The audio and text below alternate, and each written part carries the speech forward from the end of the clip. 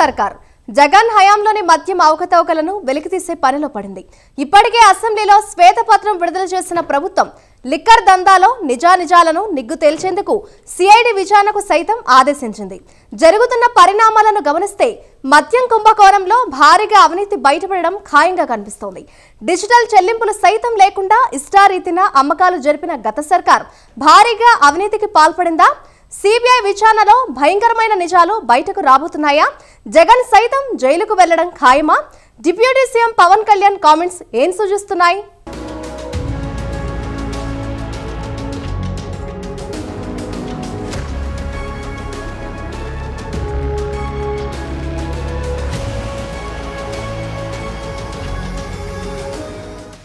ఏపీలో గత ప్రభుత్వంలో అవినీతి ఆరోపణలు వినిపించిన వాటిలో అతి ముఖ్యమైనది మద్యం వ్యవహారం.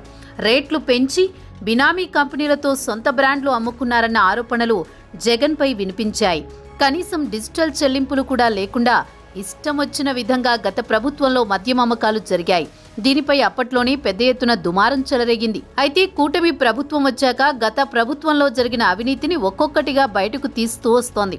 తాజాగా అసెంబ్లీలో మద్యం కుంభకోణంపై శ్వేతపత్రం విడుదల చేసింది కూటమి సర్కార్.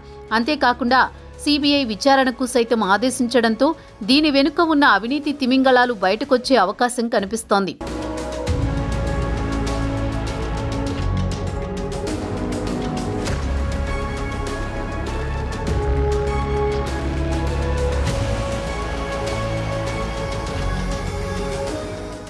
మద్యం విషయంలో జగన్ హయాంలో జరిగిన అవకతవకలను వెలికితీసి అవినీతి చేసిన వారిని కఠినంగా శిక్షించాలని డిప్యూటీ సీఎం పవన్ కళ్యాణ్ చేసిన కామెంట్స్ వైసీపీ శిబిరంలో ఆందోళన పెంచుతున్నాయి. ఎక్సైజ్ పై శ్వేతపత్రం విడుదల సందర్భంగా డిప్యూటీ సీఎం పవన్ కళ్యాణ్ మాట్లాడుతూ మద్యంలో చాలా లోతైన విచారణ జరగాలని అన్నారు. ఎంతో దోపిడీ దీనిలో జరిగిందన్నారు. 15,000 కోట్లు కేంద్రం ఇస్తే ఆనందం వ్యక్తం చేశామని, అయితే రాష్ట్రంలో ఎన్నో వేల కోట్లు మద్యంలో దోపిడీ జరిగిందని, ఆ సొమ్ము వచ్చి ఉంటే ఎప్పుడో పోలవరం పూర్తయి ఉండేదన్నారు. ఇంత దోపిడీ చేసిన వారిని ఎట్టి పరిస్థితుల్లో వదలకూడదని అన్నారు. రాజకీయ కక్ష సాధింపు కాదని, తప్పు చేసిన వారికి శిక్ష పడితీరాలని ముఖ్యమంత్రిని కోరుతున్నట్టు పవన్ పేర్కొన్నారు. గత ప్రభుత్వ ఎక్సైజ్ పాలసీని తప్పుబట్టిన పవన్ కళ్యాణ్ గత ఎక్సైజ్ పాలసీలో 18,000 కోట్ల అవకతవకలు జరిగాయన్నారు.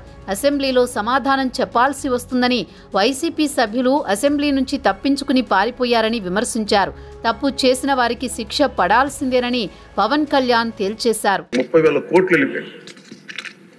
18,000 కోట్లు ముందస్తుగా తెలుస్తుంది కానీ ఇంకా లోతుగా చూస్తే అది చాలా పెద్ద ఇది స్కామ్, ఇది దోపిడీ. వీటిని కనుక మనం వదిలేస్తే తప్పు చేసిన వాళ్ళని గత ప్రభుత్వం సంబంధించిన ఇది ఇట్స్ నాట్ అబౌట్ వెండట పగా ప్రతీకారం కాదు, కానీ వీళ్ళని స్వేచ్ఛగా కనుక వదిలేస్తే వాళ్ళ అదృష్టవశాత్తు ఈరోజు వాళ్ళకి లేరు. వాళ్ళు కనుక ఉండుంటే వాళ్ళకి నిజంగా వాళ్ళకి సమాధానం చెప్పాల్సిన పరిస్థితి ఉండేది. తప్పించుకొని పారిపోయారు వాళ్ళు. ఈరోజు తప్పించుకొని పారిపోయారు వాళ్ళు. We have to make them accountable. అధ్యక్ష, వాళ్ళు we have to bring them into accountability. They have to be penalised. వాళ్ళు దయచేసి గౌరవ ముఖ్యమంత్రి గారికి నేను మీ తరపు నుంచి ఆయనకి తెలియజేసుకున్నాను. అధ్యక్ష, దయచేసి వీరిని please we have to penalise them sir. వాళ్ళకి సరైన శిక్ష పడాలి సార్. వీళ్ళకి తప్పించుకోవడానికి కుదరదు సార్. ఏదంటే రేపు పొద్దున ఒక ట్రాఫిక్ కానిస్టేబుల్కి బలం ఇవ్వాలి అంటే ఆపగలమంటే వాళ్ళు ఏమంటారు సార్ లోపల? నేను చిన్నపాటి కానిస్టేబుల్ అయితే నాకేమనిపిస్తుంది, మీరు పెద్దోళ్ళు అయితే వదిలేస్తారు, మమ్మల్ని అయితే పట్టుకుంటారంటారు సార్. మనకు రూలింగ్కి, గవర్నెన్స్కి, అడ్మినిస్ట్రేషన్కి నైతిక బలం పోదు. అధ్యక్ష, ఐ రిక్వెస్ట్ యూ, నేను మీద మిమ్మల్ని నేను ఉద్దేశించి అందరినీ హౌస్ మెంబర్స్ గౌరవ సభ్యులందరినీ గౌరవ ముఖ్యమంత్రి గారిని అడుగుతున్నాను అధ్యక్ష మీ ద్వారా. They have to be punished and they have to be penalised whoever they are.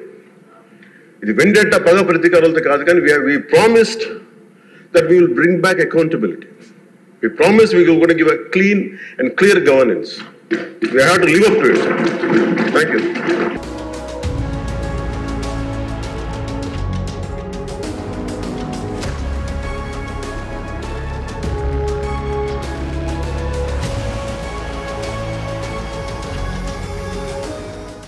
ఆంధ్రప్రదేశ్లో జరిగిన మద్యం అక్రమాలపై సిఐడితో విచారణ జరిపిస్తామని ముఖ్యమంత్రి చంద్రబాబు ప్రకటించారు. లోతైన విచారణ తర్వాత అవసరమైతే ఈ అంశాన్ని ఈడీకి సిఫార్సు చేస్తామని వివరించారు. మద్యం విక్రయాల్లో లోతైన దర్యాప్తు జరగాల్సి ఉందని, దానికోసం సిఐడి విచారణకు ఆదేశించారు బాబు. ఏపీ అసెంబ్లీ సమావేశాల్లో బుధవారం ఎక్సైజ్ శాఖపై చంద్రబాబు శ్వేతపత్రం విడుదల చేశారు. ఈ సందర్భంగా చంద్రబాబు మాట్లాడుతూ, నేరస్తులు రాజకీయాల్లో ఉంటే రాజకీయాలు నేరాలమయమవుతాయన్నారు. తాము విడుదల చేస్తోన్న 7 శ్వేతపత్రాలు చూస్తే రాష్ట్రం ఎంత నష్టపోయిందో తెలుస్తుందంటూ చంద్రబాబు పేర్కొన్నారు. మద్యపాన నిషేధం, లిక్కర్ అవుట్లెట్స్ తగ్గింపు అని చెప్పి అన్నీ మరిచారని విమర్శించారు. ప్రజలకు హామీ ఇచ్చామంటే అమలు చేసేదిగా ఉండాలని పేర్కొన్నారు. మద్యం అనేది ఒక వ్యసనమని, పేదవాడు శారీరకంగా కష్టపడి బాధలు మర్చిపోయేందుకు తాగుతారని, వారి అలవాటును బలహీనంగా చేసుకుని దోచుకున్నారంటూ విమర్శించారు. ఇక్కడ మీరు చూసినప్పుడు అనేక మీటింగుల్లో చూసాం, మాట్లాడితే ధరలు పెంచుకుంటూ పోతే ఆటోమేటిక్గా తాగేవాళ్ళు తగ్గుతూ వస్తారు. దానివల్ల రాష్ట్రం బాగుపడిపోతుంది. ఇదే కుర్చీలో ఆ ఉపన్యాసాలు అందరూ విన్నారు, మీరు కూడా విన్నారు, బయట విన్నారు. క్వాలిటీ ఆఫ్ లైఫ్ పెరిగిపోతుందని చెప్పారు. అయితే జరిగింది మీరు చూస్తే 75% పెంచారు. 1-2%గా 75% పెంచారు. ఎక్కడ ప్రాపర్ అనాలిసిస్ లేదు, మైండ్ అప్లికేషన్ చేసే పరిస్థితి లేదు. ఎందుకంటే దొంగ పని చేయాలంటే ఏమైనా చేస్తారు, పట్టుకోలేని పరిస్థితి ఉన్నప్పుడు విచ్చలబిడితనం కూడా వస్తుంది. అదే జరిగింది. మీరు ఫస్ట్ ఇది మీరు చూస్తే ఏదైతే ARET introduced at flat rate for bottle through 422 GO number 39/2019 category వారుగా అక్కడ పెట్టారు. మీరు ఐఎంఎఫ్ఎల్ ఎఫ్ఎల్ అని పెట్టి 60-90 మిల్లీలీటర్స్, 180, 375, 750 ఇట్లా డిఫరెంట్ మిల్లీలీటర్స్ పెట్టారు.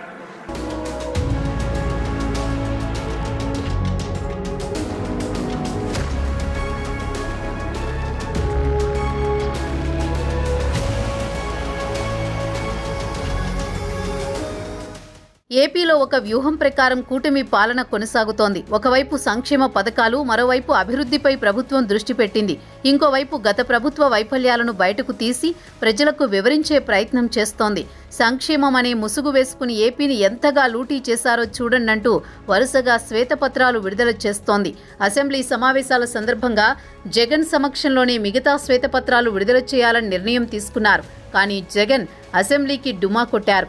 రాష్ట్రంలో శాంతి భద్రతలు క్షీణించాయని ఆరోపణలు చేస్తూ ఢిల్లీ వేదికగా ఉద్యమాన్ని ప్రకటించారు. జంతర్ మంతర్ వద్ద ధర్నా చేపట్టారు. అయితే అనుకున్నట్టుగానే అసెంబ్లీ వేదికగా జగన్ సర్కార్ ఎక్సైజ్ విధానంపై శ్వేతపత్రం విడుదల చేసింది కూటమి సర్కార్. మద్యం విధానంలో భారీ అక్రమాలపై సిఐడి దర్యాప్తునకు ఆదేశించడం విశేషం. దీనికి అసెంబ్లీలో ఎమ్మెల్యేలంతా స్వాగతించారు. సిఐడి దర్యాప్తును ఆహ్వానించారు.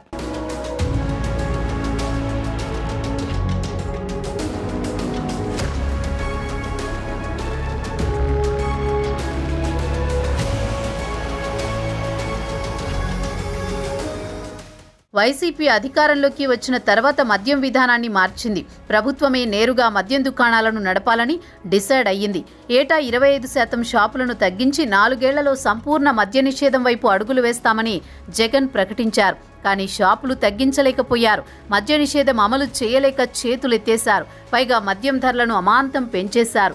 తద్వారా పేదవాడు తాగడం మానేస్తాడని కొత్త భాష్యం చెప్పారు. కానీ మద్యం విషయంలో జగన్ చెప్పిన ఒక హామీ కూడా అమలు కాలేదు. పైగా నాసిరకం మద్యంతో వేలాది మంది చనిపోయారు అన్న ఆరోపణలున్నాయి. వేల కోట్ల రూపాయలు దోపిడీ జరిగిందన్న కామెంట్స్ కూడా వినిపించాయి. డిజిటల్ చెల్లింపులు కూడా చేయకుండా నగదు లావాదేవీలతో భారీ దోపిడీకి తెరతీశారన్న ఆరోపణలున్నాయి. వాటన్నింటినీ సరిచేసి కొత్త మద్యం విధానాన్ని ప్రవేశపెడతామని ప్రకటించింది కూటమి సర్కార్.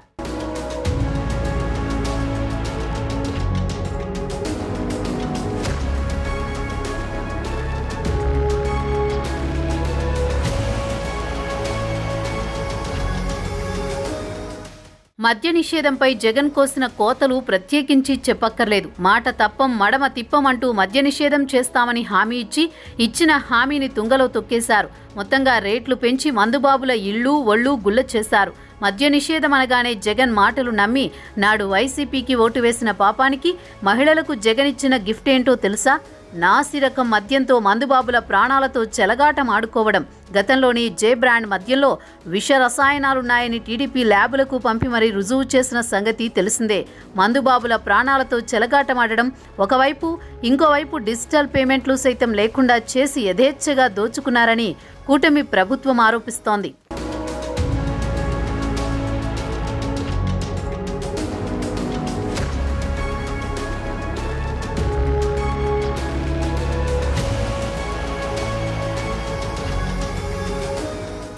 మాజీ సీఎం జగన్ కు జైలు తప్పదా? అతి త్వరలోనే ఊచలు లెక్కబెట్టబోతున్నారా? గత ప్రభుత్వ హయాంలోని అవకతవకలపై సీరియస్ గా ఉన్న డిప్యూటీ సీఎం పవన్ కళ్యాణ్ త్వరగా అక్రమాలన్నీ బయటకు తీసి నేరం చేసిన వారిని శిక్షించాలని చూస్తున్న తరుణంలో జగన్ ఫ్యూచర్ ఏం కాబోతోంది? లిక్కర్ వ్యవహారం జగన్ మెడకు చుట్టుకుంటే మరోమారు శ్రీకృష్ణ జన్మస్థానానికి వెళ్ళక తప్పదా?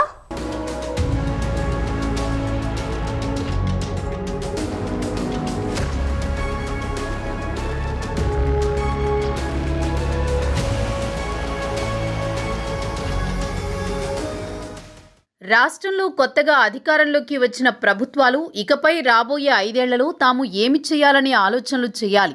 తమ ప్రభుత్వ విధానాలు రూపొందించుకోవాలి. అభివృద్ధి, సంక్షేమ పథకాలకు నిధులు సమకూర్చుకోవాలి.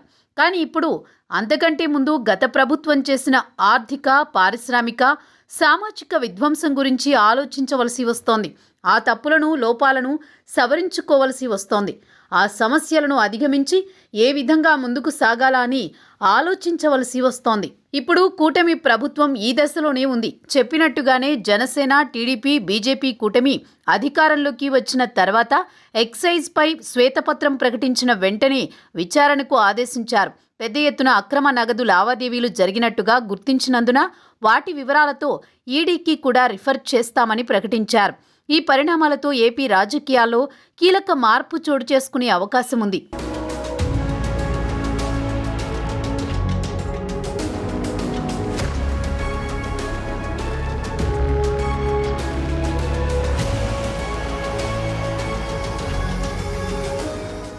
ఓ ప్రభుత్వ ఉద్యోగి అవినీతికి పాల్పడితే వెంటనే ఉద్యోగంలో నుంచి సస్పెండ్ చేసి చర్యలు తీసుకుంటారు. కానీ మాజీ ముఖ్యమంత్రి జగన్ వేల కోట్ల అవినీతికి పాల్పడితే ఎటువంటి శిక్ష, చర్యలు తీసుకోకుండా ఎలా విడిచిపెట్టగలం అని పవన్ ప్రశ్నించిన తీరు చూస్తుంటే జగన్కు డేంజర్ బెల్స్ మోగుతున్నట్లే అని భావించాలి.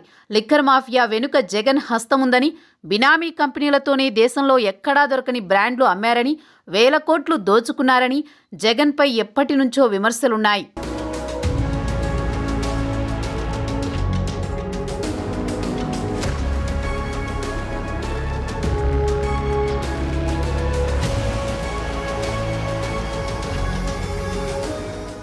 ఉమ్మడి ఆంధ్రప్రదేశ్ రాష్ట్రంలో వైఎస్ రాజశేఖర రెడ్డి సీఎంగా ఉన్న సమయంలోనే జగన్మోహన్ రెడ్డి తండ్రి అధికారాన్ని అడ్డుపెట్టుకుని వేల కోట్లు అక్రమంగా సంపాదించారన్న ఆరోపణలున్న సంగతి తెలిసిందే.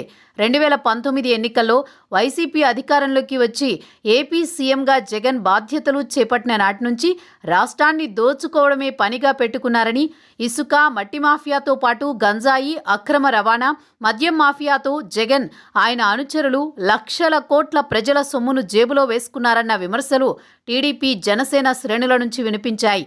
మద్యం విషయంలో అయితే చాలా ఘోరంగా దోచుకున్నారన్న ఆరోపణలున్నాయి.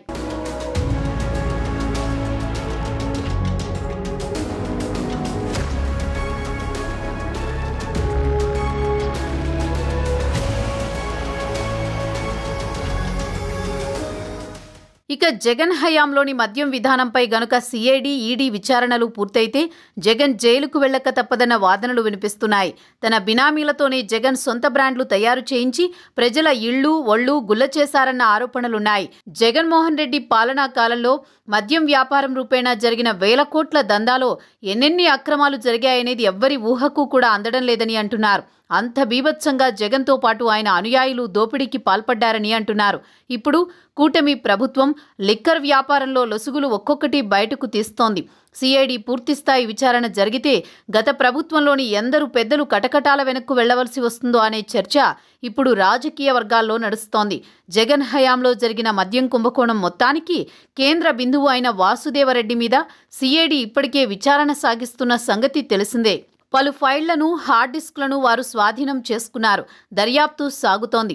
అయితే మొత్తం 99,000 కోట్ల రూపాయల వ్యాపారంలో 3% పైగా అవినీతి జరిగినట్టుగా చంద్రబాబు తన శ్వేతపత్రం సమర్పణ సందర్భంగా వివరించారు.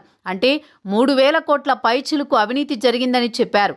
అయితే డిప్యూటీ సీఎం పవన్ కళ్యాణ్ గాని, బీజేపీ ఎమ్మెల్యే విష్ణుకుమార్ రాజు గాని దీనిని ఖండించారు. 30,000 కోట్ల వరకు అవినీతి జరిగి ఉంటుందని అంటున్నారు.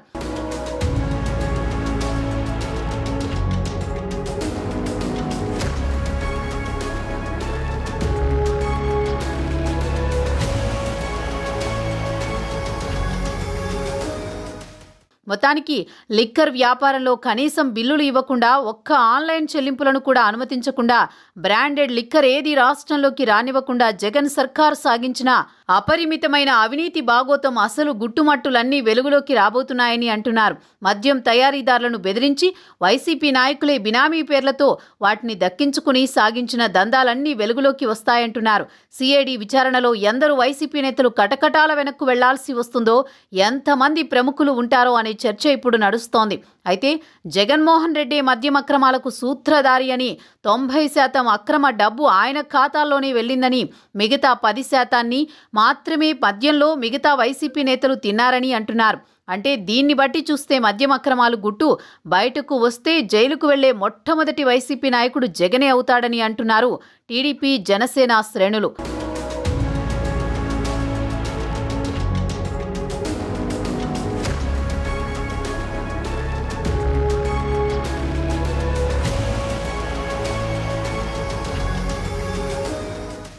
జగన్ మద్య నిషేధం చేయకపోవడంతో మహిళల్లో తీవ్ర నిరాశ నెలకొంది. మందుబాబులు ఇళ్లు ఒళ్ళు గుల్ల చేసుకున్నారు.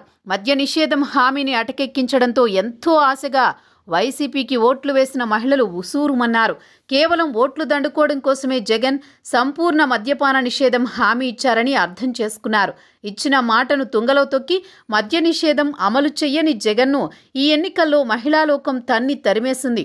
జనసేన, టీడీపీ శ్రేణులు అంటున్నాయి. త్వరలోనే మద్యం అక్రమాల విషయంలో జగన్ జైలుకు వెళ్లక తప్పదని అంటున్నారు.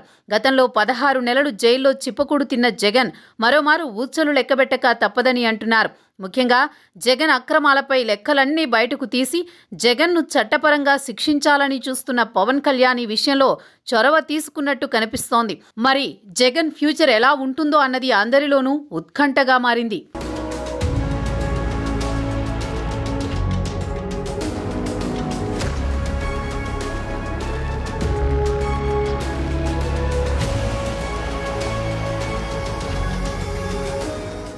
ఏదేమైనా గత ప్రభుత్వంలోని అక్రమాలను బయటకు తీస్తున్న తరుణంలో వైసీపీ శిబిరంలో వణుకు మొదలైనట్లే కనిపిస్తోంది.